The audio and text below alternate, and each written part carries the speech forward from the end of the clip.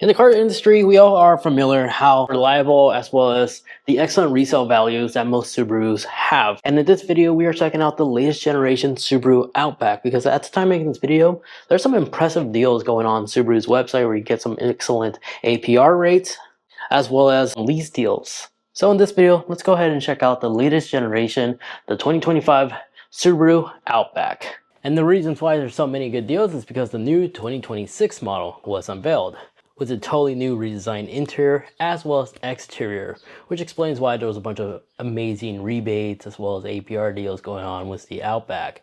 So in this video, we're just covering the 2025.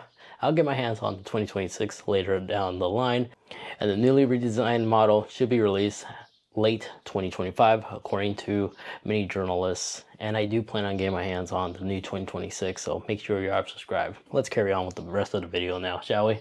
So like many of my videos, I like to first start things off by looking underneath the hood just to get a general understanding how would it be like to do self-maintenance. So it's this little lever right here you pull, that pops up the bonnet. Now before we open this up, let me just talk about the trim piece for this one. So this is the 2025 Subaru Outback. This is the XT SDL overview, which has a vehicle starting price of $44,000 for this trim piece, but the MSRP price for the entry-level version of the Outback is $29,000, and it has all-wheel drive system. But here's the Boxer engine, and I already like the fact that there's no engine cover on this car, so it's really easy to reach certain things, as your oil filter is literally right here and exposed. Your oil filler is located there. You even have a dipstick, a proper dipstick, which is hard to come by. No gas struts, as you saw earlier, realized on this stick, but some people love it and some people hate it. I kind of like the stick. I don't have to worry about the gas struts going out and having to replace that. And then additionally, your terminals to jump other vehicles are located here for your battery. But more about this Boxer engine. So this is a 6.6 liter Boxer, which is indeed turbocharged, and it has 260 horsepower and 277 pound-feet of torque, which is not bad for a Boxer engine of this size, because you see how much space we have here. So self-maintenance wise, it's really easy to work on this car without having to go underneath to really like look for your oil filter. I just always like the fact that Subaru always has it right there and available. And kind of an odd location for the terminal for your battery to jump other vehicles, because your battery is located there. Not sure why they did this. Maybe it could be like a little safety thing, because there is indeed a plus showing the positive terminal. You just have to remove this. Never mind, this just came apart. That's funny.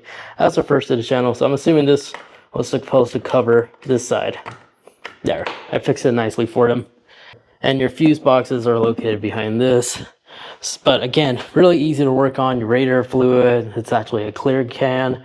Your windshield wiper, everything is right here, easy to access. And then since this Boxer engine is mated with a CVT, basically CVT transmission, T stands for transmission, together this car can deliver a 0-60 time of 6.3 seconds, which it's good. It's not bad, it's not slow. It's right there in the middle with plenty of passing power if you need to. The turbo definitely does kick in, especially if you live like in a high altitude area like Colorado or something like that as an example. But if you notice on top, you still have your radiator up here, very Subaru fashion. Just instead of a hood opener, like a hood scoop, it gets it there through this portion of the grille, which I think is kind of ingenious, and it's very much functional and sealed, so separating the hot air from the engine. I always thought that was really clever from Subaru. So personally, I'm really impressed. I like working on Subarus. They're so easy to get in and have access to certain things.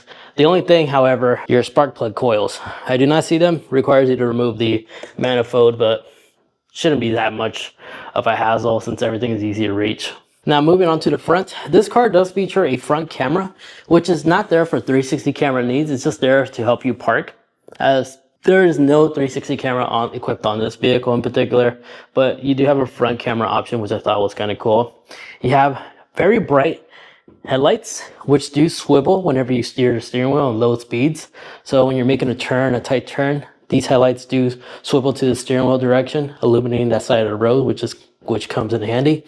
And this does feature functional fog lamps, and you can enable them with your headlights at the same time, and they do an excellent job in illuminating the road, which I think is ideal, especially if you live like out on the country roads and stuff like that. Those fog lamps do come in clutch.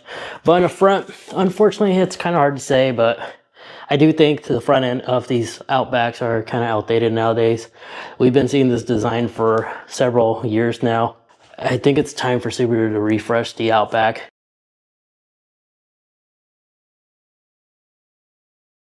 But nonetheless, the benefits of having these plastic parts is it makes replacing them and repairing them easier in case you do happen to get into sticky situations where like a rock or something hits it. But in terms of safety features, this does have Subaru's advanced eyesight. As you see the two cameras right there and the third one right there for advanced lane keep assist, as well as and a little bit of Subaru's advanced autopilot system. And real quick, I almost forgot to mention, the oil type that this car takes is OW40, full synthetic. Now this car is rated at 25 miles per gallon combined, which is 22 in city and 29 in highway. I've been averaging around 20s without any issues around city. And of course, continuing down on the bottom portion of the vehicle, everything is like this plastic material that it's all separated and divided, so you easily replace parts in case something gets damaged. And this being a Subaru, here's my yardstick. You have a ton of ground clearance. As you can see, about 9.5 inches of ground clearance before I hit that little plastic diffuser. But if we exclude that, we have close to 11 inches of ground clearance, which is more than enough to like park underneath like those parking cement blocks without ripping off your bumper. But moving over here, you do have your turn signals, silver skull caps, your functional roof rails right here, which shake the entire car, strong enough to support like one of those tanks when you're overlanding. And on the passenger side is where you'll find your fuel cover, which is able to take regular. And the fuel capacity that this vehicle could take is 18.5 gallons, which under a single tank should get you close to 460 miles of range. But back here again, you see more of the traditional Subaru body design that's been available in the market for quite some time now, it feels like. You still have your like lobster, crab, tail lights. Now you can install a tow hitch from factory, but ours is not equipped with it. But if you do install one, this does have a towing capacity of 3,500 pounds. But underneath here, you see a lot of protection over the gas tank, as well as more of the independent suspension, rear suspension that it has going on back here. Another thing I almost forgot to mention, even though it looks like it's a dual exhaust system, it connects to a single pipe down there. It's just a quick thing I just want to highlight. Rear wiper, and this Subaru does have the digital rear view mirror because on your shark fin antenna, you do have a camera right there. You can see that. I think it's kind of cool. But opening up the hatch, it is automatic and it goes up like so. Sorry, I forgot my jacket back here. But you do have your subwoofer, some little hooks to put like grocery bags. This lever will actually cause the center row seats to fold down flush on both right and left side, but you have to manually go in and pull them back up. And you also have additional tie down hooks right there, as well as two additional ones down there. Hopefully the camera can see that. And you have a privacy cargo cover, which you could have it like so, or you could raise it to its higher setting for like larger stuff you might be hauling. You can also remove it if you don't feel like you need it. But behind here, there is another compartment which exposes your floor jack, because underneath this foam is indeed your spare tire. So it does give you a little bit of a storage compartment with the foam. Because if I raise this up, here's your spare. So it does have a proper spare. So you do have decent cargo space, especially with the wide hatch like this. You can actually put like large boxes back here if you absolutely need to. And then you can lock the car from here, as well as program the height from here, or press this button to self-close. You even have a handle, which by doing this will cause the vehicle to automatically close as well. And you've got a cool little spoiler, which is also divided, so it makes repairing it easier. Now, key to this car is one of these small key fobs. You have your panic, your ability to open up the hatch, lock the Subaru, and the Subaru button is your unlock key. And you do have valet key access right there. Very standard Subaru stuff. Now, it's only the driver door side and the passenger door handle that are actually smart locks, so you could lock the car from here or unlock it. Unfortunately, not all fours are selected that way, so that means I have to unlock it that way. You could adjust that in the settings. But inside, yes, we do have this cool brown interior. The center row does have cup holders you can pull out like so. You do have cup holders on the doors as well, and your door windows are indeed automatic as well. And then hopping in, I do have a good amount of headspace, so people who are taller than me, I'm 5'8", people who are 6 foot may still have a good amount of headspace if you're a little bit taller. The seats back here are actually pretty comfortable. I have a lot of shoulder space. And then looking down here, you do have 2 pockets and with a divider to store stuff. You have vents, USB-C, USB-A. The rear seats are indeed heated. And there's a little lever right here you can pull if you need to manually pull down this seat as well. Just however, there is no pass-through in the center for like your ski racks and stuff, unfortunately. And your old snap handles are right here on the door. It's a very standard interior with all the important modern day creature comforts like places to charge your phone and proper vents. Like right here, I could literally adjust it if I want to open or close it. It's just a shame that it controls both of them at the same time. But it's much better than those weird ones that go underneath the seat that really don't do anything. Now let's go ahead and check out the interior of this car. So there is some interesting technology in here because in this thing, it's like little sensors that track your eyes, but it also has a retina scanner where it will scan your eyes and will actually assign you to your correct driver profile by just hopping in the vehicle. Now I've seen Mercedes do it with like a fingerprint reader, and then BMWs or other manufacturers using like your smartphone app to assign to your driver profiles. But this is the first one I've seen that actually uses your retina. But additionally in here, I do like the interior. Very mature looking. You have a little storage compartment right here. The glove box is decently sized. You do have large storage compartments with a cup holder on the door. And the sausage drawer is pretty big as well. But automatic windows. And if I turn on the vehicle, you'll see we have a large 11.6-inch display, which does support wireless CarPlay as well as Android Auto. Your driver gauge are traditional analog still. The only center part is an LCD display, which displays your MPG, as well as your fuel, as well as additional information. Steering wheel controls, you have all the standard steering wheel controls you typically will find on modern day vehicle, as well as lane keep assist. You could activate it right here and set your vehicle's distance to follow on the car in front of you. Your heated steering wheel button's located down here, which is kind of unusual. It looks like it was last minute, but nonetheless, it has that. I'm not a fan of the horn because you see, you'll assume the horn to be located here, but it's actually attached to this part, which means if you're somebody who enjoys driving like this and you like to have quick access to your horn, you can just press down on here and it will sound the horn, which is kind of interesting. I kind of prefer the hole. I'm used to the hole, but some people have their preferences. I'm assuming this is one of them. So I just wanted to highlight that. It is push to start. It's located right there. Your columns for your windshield wiper controls as well as your headlights are located right there, properly placed. And you do have tailgate button functionalities right here. Hopefully the camera can focus that, which allows you to also adjust the dim brightness of your instrument cluster or not from here. And then all your 4 windows are automatic, as well as the ability to turn them off, which react to the LED light as you press. And then your mirror controls are located right here. And you can just fold down your windows, and then this button interestingly just stays flushed in when you have your mirrors folded up, and you can program it so it actually will fold when the vehicle itself isn't locked. Now your blind spot icons are actually located in that shiny glossy plastic. In there is where it will illuminate if there's a vehicle in your blind spot. I thought that was kind of cool because other vehicles can't see if they're illuminating your blind spot monitoring. Only the people inside the car can actually see those LED lights, which I kind of prefer, to be honest. Now you do have actual mirrors with LEDs on your sun visors, and this does feature proper sunglass holders. You have your SOS as well as your Subaru assistant button, and this does feature a moonroof, which you can totally open using this button right here. You can pop it open a little bit or slide it all the way back, and that's as far back as it goes. And then your light switch is just a physical tap. And then here is your smart rearview mirror I was talking about earlier. Right now we have the standard glass, but if I do this, we have a digital one. You can adjust the brightness as well as the adjustment. And your smart garage controls can be programmed right here. Additionally, your chargers, you do have an aux cable, which is kind of unusual to see a car nowadays with it. USB-C, USB-A. No wireless car charger though, phone charger, which honestly I don't really care for. They usually overheat your phone for no reason and not provide charge. But you do have a little storage compartment right here, which I typically rest my Bluetooth earbuds.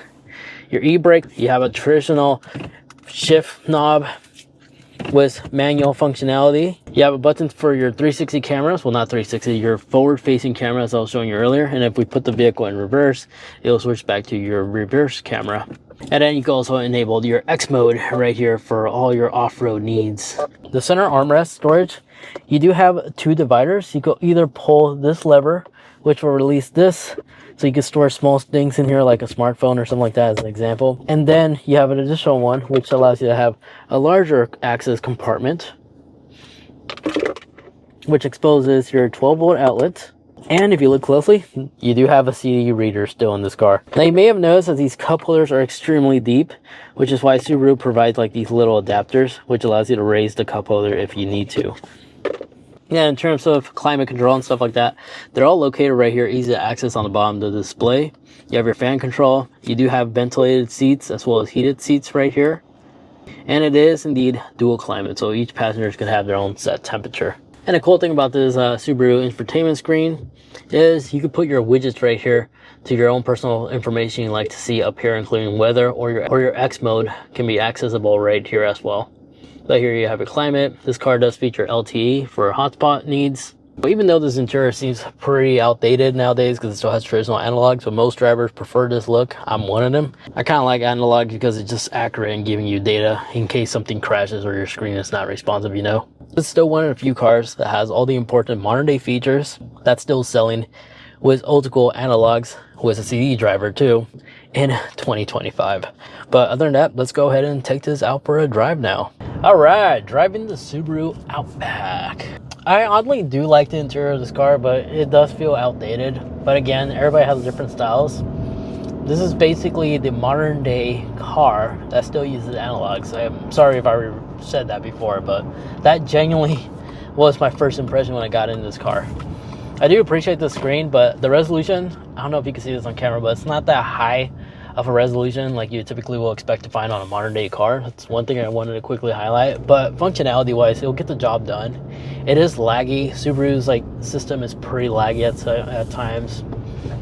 And then there is the anniversary feature that Subarus have as well, which can be located in here as well. You have all your important things, vehicle settings, and wireless CarPlay, Android Auto, basically the norm. But a quirky thing about Subarus in general, in case it's your first time, you know where it says your range, 70 miles left, 90-mile range. Subaru just rounds up to tens. There's no exact number. There's no 72 range. There's no 88.1 or something like that. It just goes by tens. So right now my fuel range is 70 miles. And you fill it up pretty soon. And then of course it also has lane keep departure warnings, which illuminates on your window, which is kind of interesting. It has that. And it even has eye tracking too. If it knows that you're not keeping your eyes on the road, it will beep at you telling you that keep your eyes on the road, keep straight and stuff like that. That's what that little modular over there does. But in terms of 0 to 60, let's find out. So I'm gonna release the brake so the engine can engage, not be off, and floor it.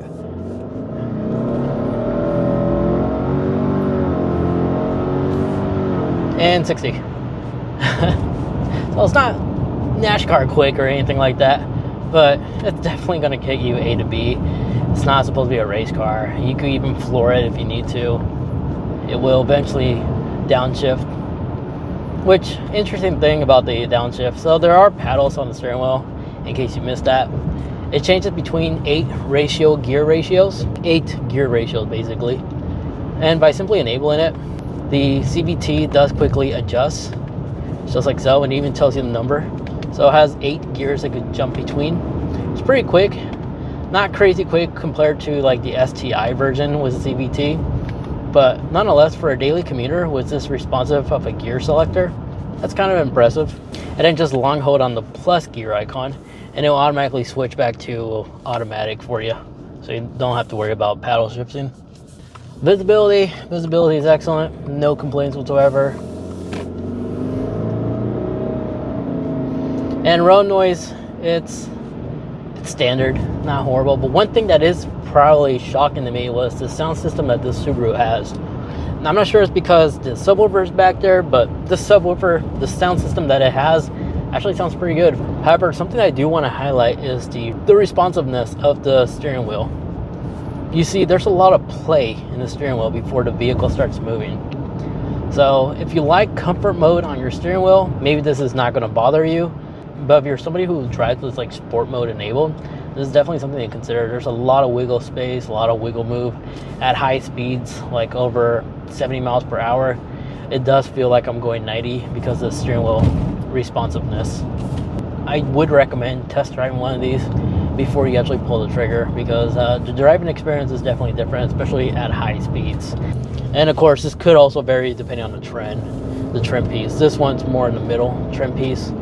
So maybe they do, if they offer a sportier version of this, maybe that has a better, different steering wheel response than this. And just like that, that's everything you need to know about the latest generation Subaru. Overall conclusion, I like the ground clearance this vehicle can deliver. The all-wheel drive system is fantastic. The CVT can be somewhat questionable, but if you're buying new, you shouldn't have any issues until you're past 100,000 miles. Maybe that's when you should start being concerned about that transmission. Because from my understanding, repairing those type of CVTs are kind of expensive. The manufacturer does that on purpose. They save a lot of money by doing that, but for the cost of the consumer, if they need to repair it, if something does go haywire. But if you respect your car, daily drive it, let it warm up before you're taking off, I'm pretty sure this car could easily achieve high mileage without any issues, so long as the vehicle is well cared and maintained. But I'm curious, let me know in the comment section, how's your experience been like with CVTs? I never personally owned one, but I have driven many. This is one of them. And feedback varies depending on CVT manufacturers, but this one actually delivers proper feedback you expect to find on a proper automatic. Now, if you wish to watch another video, maybe a similar car, but front wheel drive instead, but for half the price of this, I have that video over there, and that is the Chevy Trax. I was actually quite surprised how much space that thing has for its value, literally half the price of this. Just unfortunately, it's front wheel drive. Thank you so much for watching.